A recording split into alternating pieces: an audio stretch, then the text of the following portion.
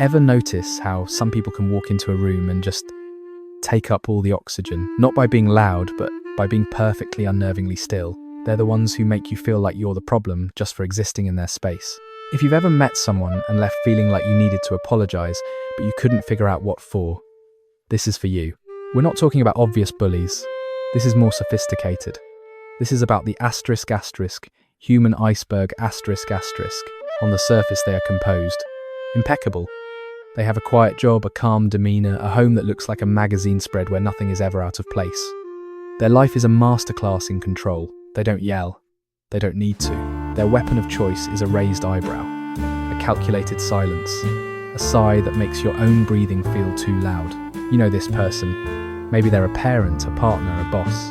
You find yourself editing your stories before you tell them. You rehearse your opinions, softening the edges, anticipating the subtle correction that's sure to come. Oh, you like that film, I found the cinematography derivative. You start to doubt your own tastes, your own memories. Asterisk. Did that happen the way I remember? Was I really that upset? Asterisk. This is the slow drip of psychological erosion. It's not a confrontation, it's a calibration. And you are the instrument being tuned to their frequency.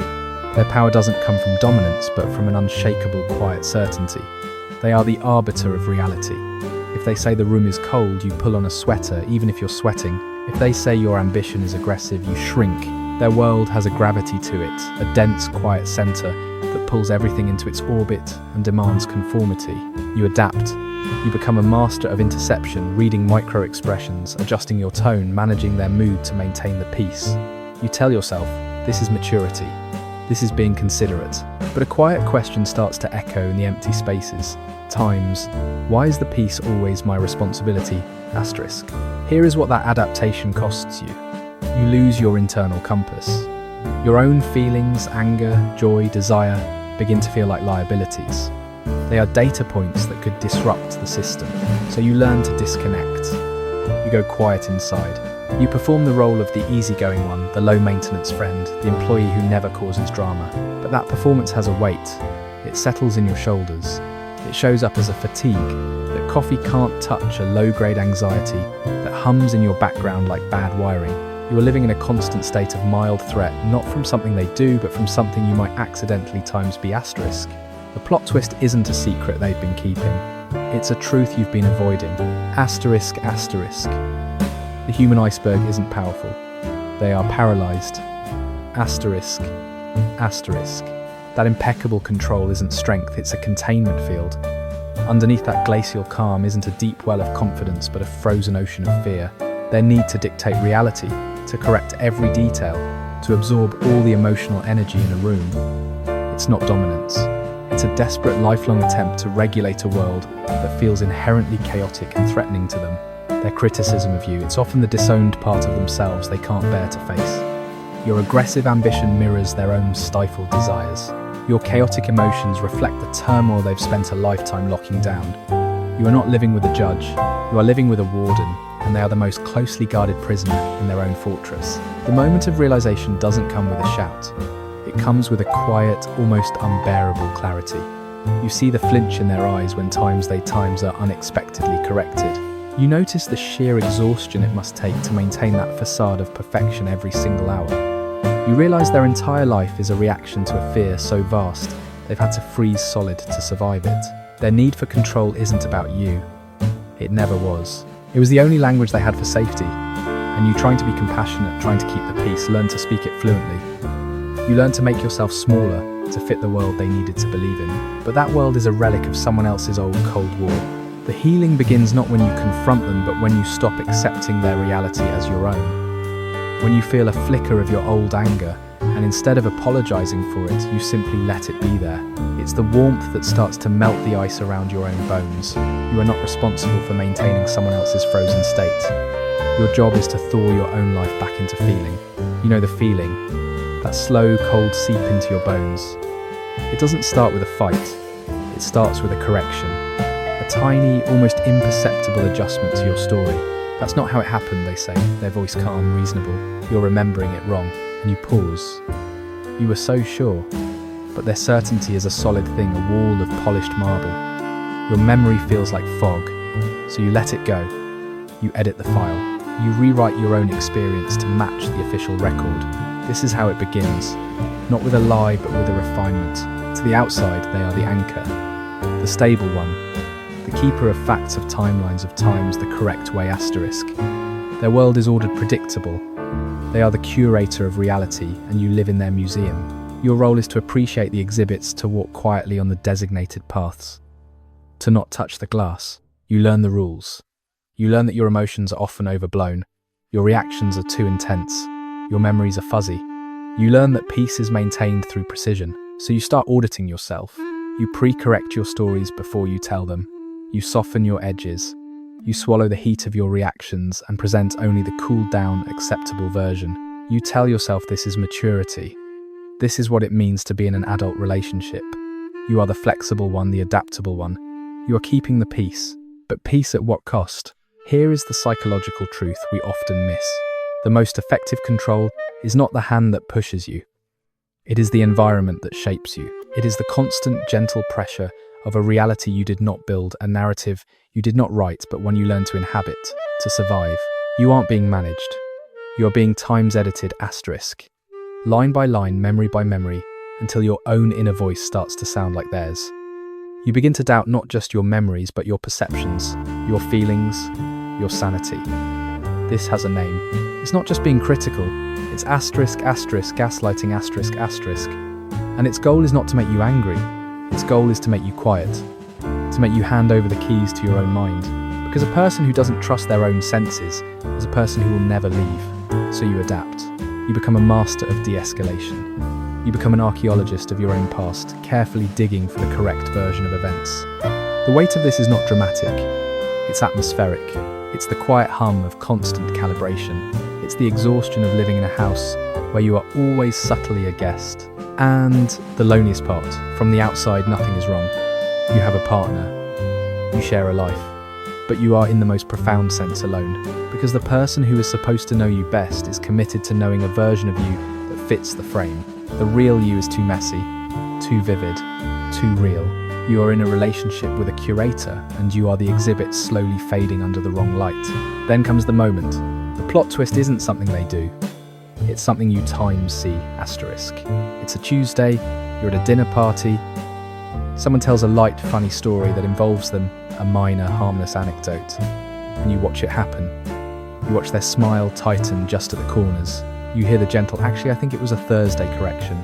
You see the brief, icy flash in their eyes when the storyteller just laughs and says, oh, who cares? The point is, it was hilarious. And in that moment you see it.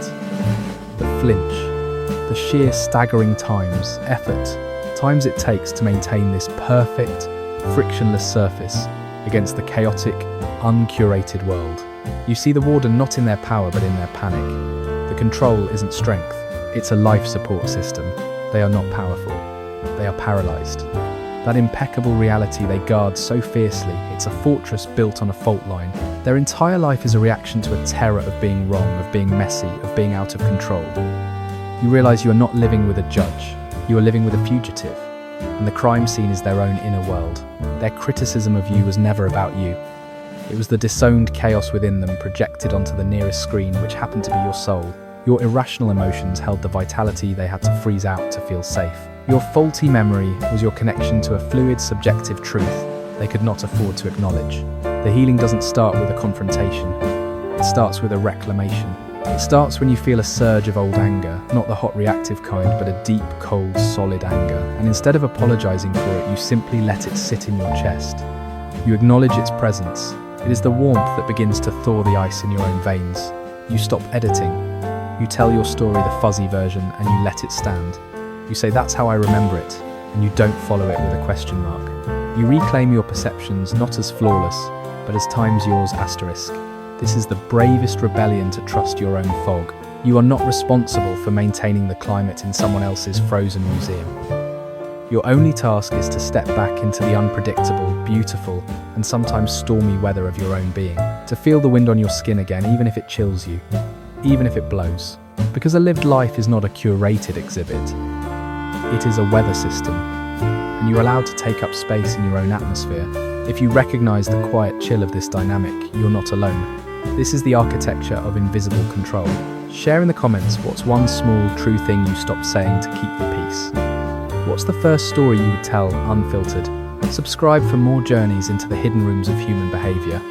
Your reality is worth listening to. Let me ask you something and be honest with yourself.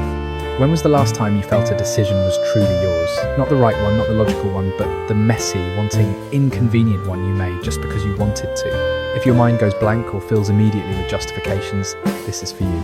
To the outside world, they are the pillar of reason, the compass in the room. Their life is ordered, their arguments are sound, their posture is one of unshakable certainty. They don't raise their voice, they correct facts. They don't get emotional, they identify flaws in logic. Being near them feels like being gently, persistently edited. Your memories get clarified. Your feelings get translated into what you really mean. Your messy human reactions are met with a calm, puzzled blink, as if you've presented a flawed equation, and you start to believe them. You begin to carry a quiet, second-handed anxiety. You pre-edit your stories, searching for the perfect, defensible phrasing before you speak. You learn to distrust the flicker of your own intuition because it can't be footnoted. You live in the permanent draft of a document that is never quite ready for submission. What looks like control from the outside is not mastery, it is containment. A life built on a fault line. Their entire existence is a reaction to a terror of being wrong, of being messy, of being out of control. You realize you are not living with a judge, you are living with a fugitive, and the crime scene is their own inner world. Their criticism of you was never about you. It was the disowned chaos within them projected onto the nearest screen, which happened to be your soul. Your irrational emotions held the vitality they had to freeze out to feel safe. Your faulty memory was your connection to a fluid, subjective truth they could not afford to acknowledge. The healing doesn't start with a confrontation. It starts with a reclamation. It starts when you feel a surge of old anger, not the hot reactive kind, but a deep, cold, solid anger. And instead of apologizing for it, you simply let it sit in your chest.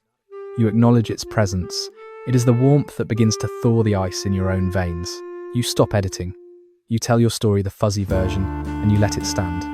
You say, "That's how I remember it," and you don't follow it with a question mark. You reclaim your perceptions not as flawless, but as times yours, asterisk. This is the bravest rebellion to trust your own fog. You are not responsible for maintaining the climate in someone else's frozen museum. Your only task is to step back into the unpredictable, beautiful, and sometimes stormy weather of your own being. To feel the wind on your skin again, even if it chills you, even if it blows. Because a lived life is not a curated exhibit. It is a weather system, and you are allowed to take up space in your own atmosphere. If you recognize the quiet chill of this dynamic, you're not alone. This is the architecture of invisible control. Share in the comments what's one small true thing you stopped saying to keep the peace. What's the first story you would tell unfiltered? Subscribe for more journeys into the hidden rooms of human behaviour. Your reality is worth listening to. Have you ever felt the peculiar exhaustion of being someone else's emotional barometer? Not walking on eggshells, but calibrating your own internal pressure to match the invisible weather system of another person. You learn to forecast their moods to sense the drop in atmospheric pressure before the storm hits. You become an expert in their climate, while forgetting you have a sky of your own. This is the story of the human barometer. And it begins not with weakness, but with a profound, early wired sensitivity. As a child, you were the one who felt the room. A raised eyebrow wasn't just a facial expression, it was a shift in the gravitational pull of the house. A sigh wasn't just breath, it was a forecast. You learned not through words but through survival-level observation that the emotional state of a key person was the most important variable in your world. Their calm meant safety, their distress meant danger. So you developed a skill. You learned to read microsignals, the set of a jaw, the tempo of footsteps, the silence between words. You learned to adjust your own temperature to regulate theirs. Be quieter, be funnier, be invisible, be helpful. Your childhood wasn't about what you felt, it was about managing what they felt. This is not empathy. Empathy is feeling times with asterisk. This is regulation, feeling times for times in order to secure your own stability. It's a precocious, heartbreaking form of emotional labour. You weren't just a child, you were a live-in atmospheric engineer for a system you never chose. As an adult, this wiring remains. You enter relationships and friendships with a subconscious mission to maintain equilibrium. You are the peacekeeper, the mood lifter, the conflict diffuser. You have an almost psychic ability to detect the faintest tremor of annoyance, disappointment, or boredom in others, and you spring into action to soothe it. You believe this makes you a good partner, a good friend, and it does in a way. but the cost is hidden in plain sight. You have outsourced your own emotional compass. Your primary question in any situation becomes, are you okay? Rarely, am I okay? Your own feelings, anger, sadness, need feel like dangerous weather systems that could disrupt the fragile peace. So you silence them. You rationalize them away.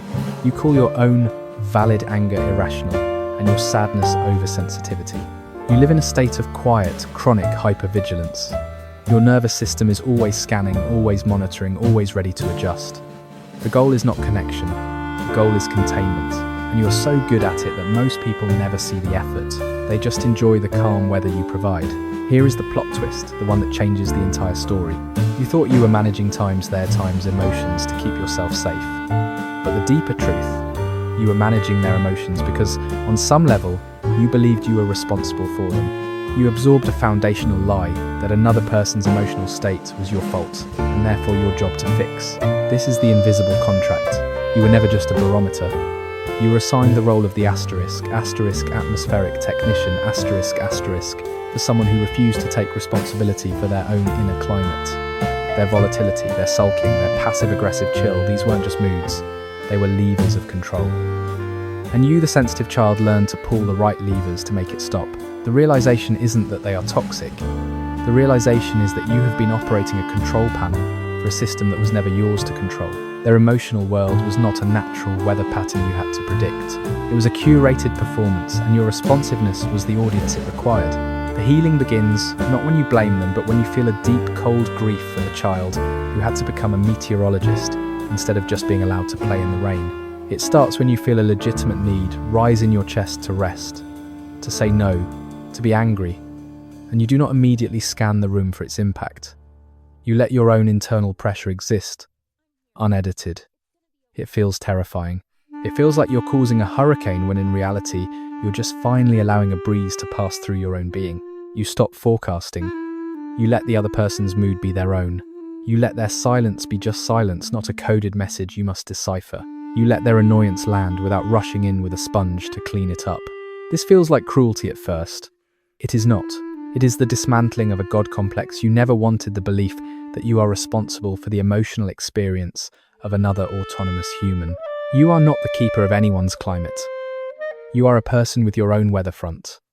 Some days are sunny, some are overcast, some have thunderstorms, and that is not just okay, it is times alive asterisk. Reclaiming yourself isn't an act of rebellion against them. It's a return home to yourself. It's stepping out of the sterile, controlled observation booth and finally feeling the real untamed air on your skin. It's confusing. It's messy. It's breathtaking. Because you are not a barometer. You are a landscape. And every landscape deserves its own weather. If you've spent a lifetime reading the room, only to realize you lost the map to your own interior, you're not alone. This is the architecture of borrowed responsibility. Share in the comments what's one small feeling you will allow yourself to have today without managing its impact on someone else. Subscribe for more journeys into the silent contracts we never agreed to sign. Your inner weather is worthy of its own forecast. Let me ask you a question and be honest.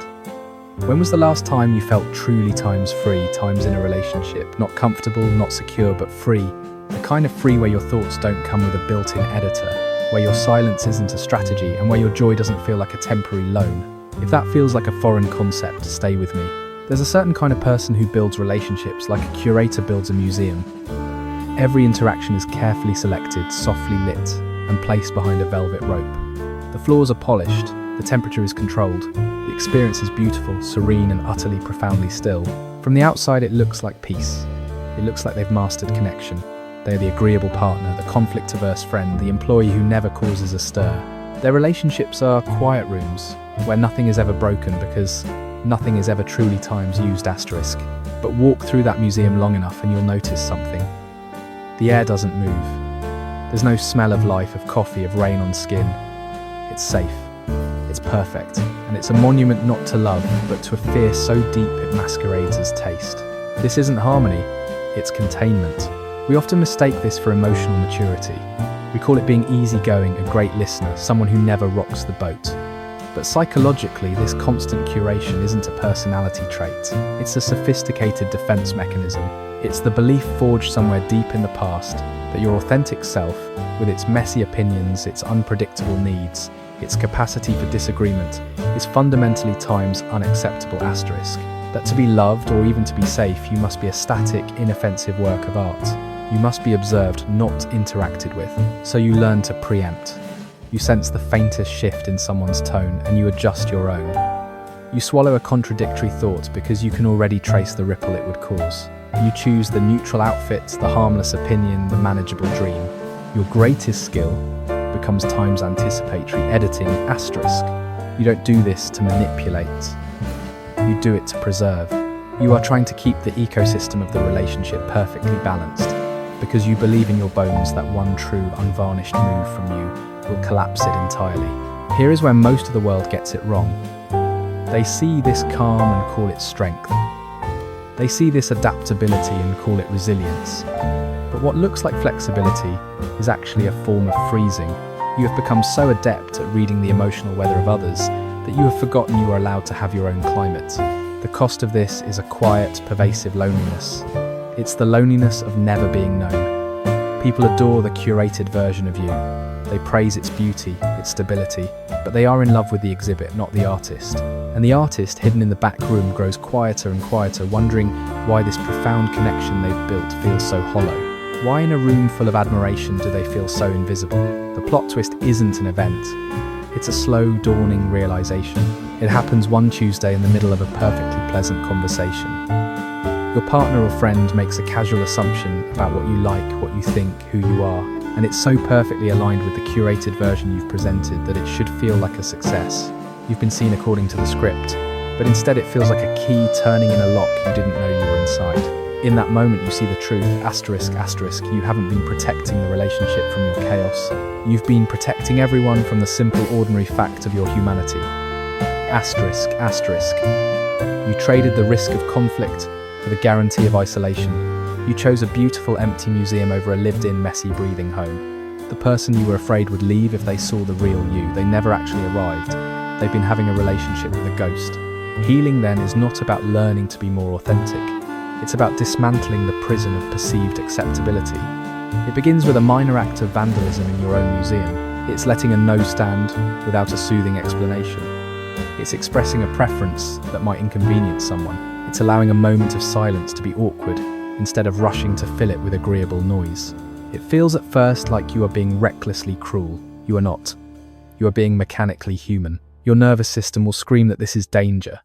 It has equated safety with silence, love with compliance. To let a real opinion exist in the air, unedited, will feel like dropping a porcelain vase on the polished floor. You will brace for the shattering. But here is the secret you were never told, asterisk, asterisk. The floor can handle it. The other person might too. And even if they can't, you are learning that you can survive the sound of breaking. Asterisk, asterisk. You are not your artifacts. You are the one who gets to decide what the room holds. Reclaiming yourself isn't a dramatic revolution. It's a series of quiet repatriations. It's bringing a worn, comfortable chair into the pristine room. It's opening a window and letting in a draft. It's taking one small, true thing out of storage and placing it in the light without a plaque to explain it. The goal is not to destroy the museum, but to turn it back into a house. A place where life is lived, not just displayed. You are not a curator. You are an inhabitant. And every inhabitant deserves to put their feet up on the furniture. If you've spent a lifetime maintaining a perfect exhibit only to feel like a stranger in your own life, this is your permission slip. The silence you've been keeping is not peace. It's the holding of a breath. Share in the comments, what's one small true thing you've been keeping in storage? Subscribe for more journeys into the prisons we build, thinking they are palaces. Your humanity is not a disruption, it's the point of connection.